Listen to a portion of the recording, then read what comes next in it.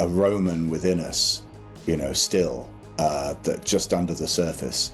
And one of the great appeals of a show like ours is that it.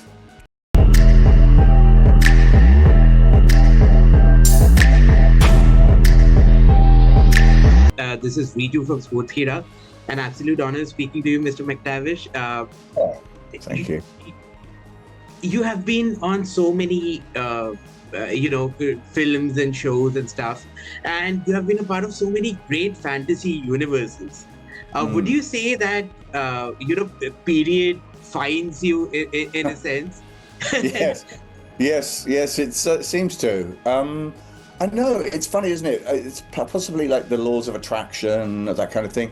I love these kind of shows. I just do. I mean, I loved the original Spartacus series. I was a huge fan of it. I loved the original Game of Thrones series, and I went on to do House of the Dragon, and I like those worlds. I like worlds that have something that's very, very different about them for a modern audience, and yet is still relatable. So the stories, the struggles that all of these people have in all of those shows are the same struggles that we have now. I think we all have a Roman within us, still, that just under the surface. And one of the great appeals of a show like ours is that it opens the door to that for an audience. That suddenly they're back in Rome. And, Rome is people. I remember when I did Outlander, people used to ask me, oh, if you could time travel, where would you go? And I always answered Rome. I would, just for a day. I don't think I'd like to stay there for more than a day.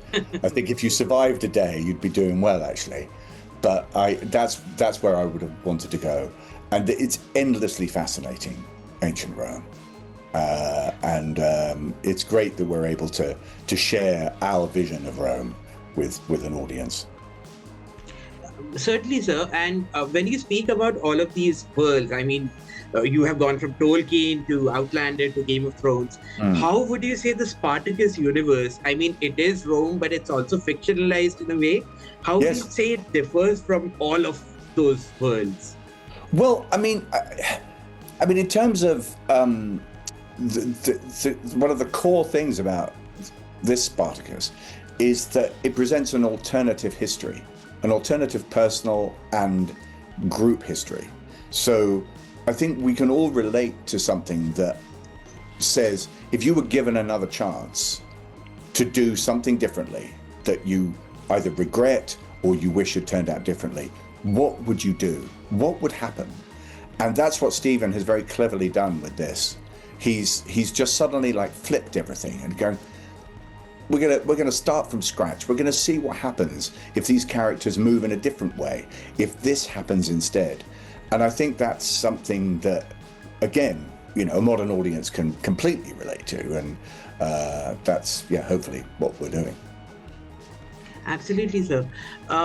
So speaking of this world, your role is extremely physical. Everything is physical, but you fight with so many weapons and stuff like that.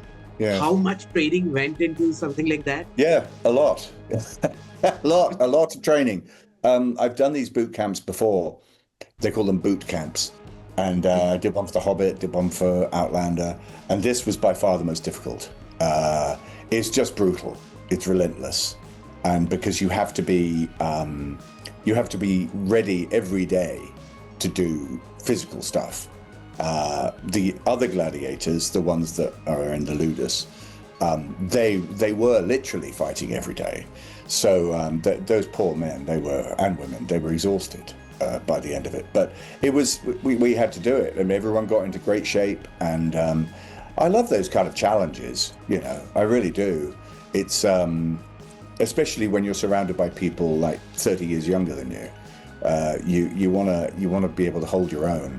And so I did my best, and I can't remember how many people I end up killing in this show, but it's quite a lot. Yes, even for me, quite a lot. Yeah. I think I have time for one last question. I've been asked to wrap up. So, sir, this is a world full of corrupt and gray characters. Would you say Chorus is somebody who's principled and not as corrupt as the rest of the universe? Absolutely. Absolutely. I mean, his core values are, honesty and loyalty and all the rest of it. He's willing to bend the honesty bit a little in order to achieve what he wants, but sometimes his loyalty can also act as a weakness on his part. It can get him into trouble, and he follows his heart sometimes a little too much as the series progresses, and that leads to all sorts of interesting consequences. Thank you so much for your time, sir, and an absolute honor personally for me to speak to you as a fan of a lot of your shows. Oh, thank you so much. That's very nice of you. Thank you.